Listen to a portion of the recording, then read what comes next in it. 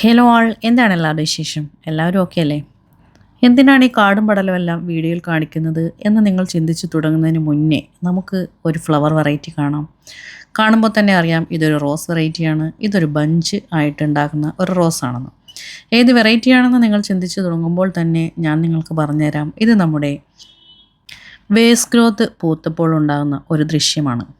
Vase ഗ്രോത്തിനെക്കുറിച്ചും അവർ പൂക്കുന്നതിനെക്കുറിച്ചും അതുപോലെ അവർ ആൺചെടികളാണ് എന്നാണ് കരുതുന്നത് എന്നെല്ലാം മറ്റൊരു വീഡിയോയിൽ നമ്മൾ വിശദമായി പറഞ്ഞിട്ടുണ്ട്.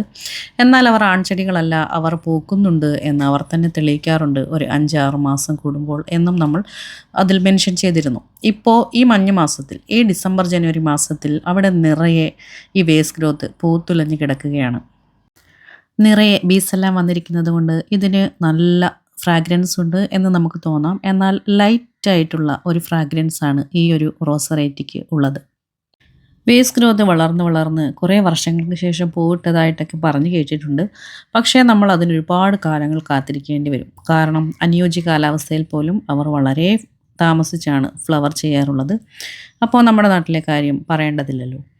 ഇവർ ബേസ് റൂട്ട് ആയതുകൊണ്ട് മുകളിൽ വളരുന്ന, അതായത് അവരുടെ മുകളിൽ ഗ്രാഫ്റ്റ് ചെയ്തിരിക്കുന്ന പ്ലാന്റിന് വേണ്ടുന്ന വളവും വെള്ളവും വലിച്ചെടുത്ത് വളരുന്നത് കൊണ്ട് ഇവരെ സക്കർ പ്ലാന്റ്സ് എന്നും വിളിക്കാറുണ്ട്.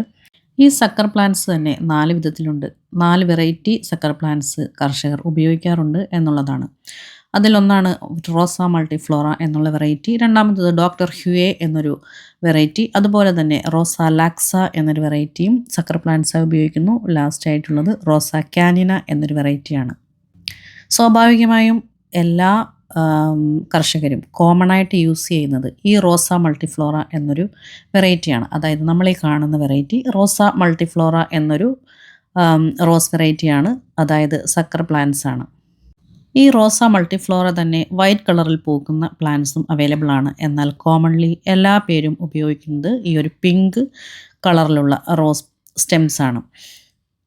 ഈ പറയുന്ന റോസ ലാക്സ എന്നൊക്കെയുള്ള വെറൈറ്റി UK-യിലും അതുപോലെ യൂറോപ്പ് എന്നിവിടങ്ങളിലുമൊക്കെയാണ് കോമൺ ആയിട്ട് യൂസ് ചെയ്ത് വരുന്നത്. സ്റ്റെംസിൻ്റെ കാഠിന്യം അനുസരിച്ച് ഡോക്ടർ ഹ്യൂയെ എന്നുള്ള വെറൈറ്റി ചെറുതായി ഉപയോഗിക്കുന്നുണ്ട്. അത് ഹൈബ്രിഡ് ടീ റോസുകൾ ഗ്രാഫ്റ്റ് ചെയ്യുന്നതിന് വേണ്ടിയാണ് എന്നാണ് നമുക്ക് കിട്ടിയ വിവരം. വളരെ വേഗം റൂട്ട് പിടിച്ച് റോക്കറ്റ് പോലെ മേലേക്ക് കുതിച്ചു വളരുന്ന ഈ പാവം റോസ മൾട്ടിഫ്ലോറ എന്ന ഈ റോസാ ചെടികളെ വളരാൻ അനുവദിക്കാതെ മുളയിലെ നുള്ളി, അതല്ലെങ്കിൽ എങ്ങാനും നമ്മുടെ കണ്ണു വെട്ടിച്ച് വളർന്നു വരുമ്പോൾ നിഷ്കരുണം കുത്തിയൊടിച്ച് ദൂരെ എറിയുന്നതോർത്ത് നിങ്ങൾക്കിപ്പോൾ നേരിയൊരു വിഷമം തോന്നുന്നില്ലേ? അതിൽ അത്ഭുതപ്പെടാനൊന്നുമില്ല. കാരണം നിങ്ങളൊരു കറ തീർന്ന റോസ് ലവറാണ് എന്നുള്ളത് കൊണ്ടാണ് ആ ഒരു വിഷമം. ഒരു റോസാപ്പൂവെങ്കിലും നമ്മുടെ മുറ്റത്ത് വിരിയണം എന്ന് വളരെ ആത്മാർത്ഥമായി ആഗ്രഹിച്ച് വിഷമിച്ച് നിൽക്കുന്ന പലരും ഉണ്ട് നമ്മുടെ കസ്റ്റമേഴ്സിൻ്റെ കൂട്ടത്തിൽ. അവർക്കിപ്പോഴും റോസ് വഴങ്ങി കിട്ടിയിട്ടില്ല എന്നുള്ളത് കൊണ്ടാണ്. അപ്പോൾ അടുത്ത വീഡിയോയിൽ കാണാം. ബൈ.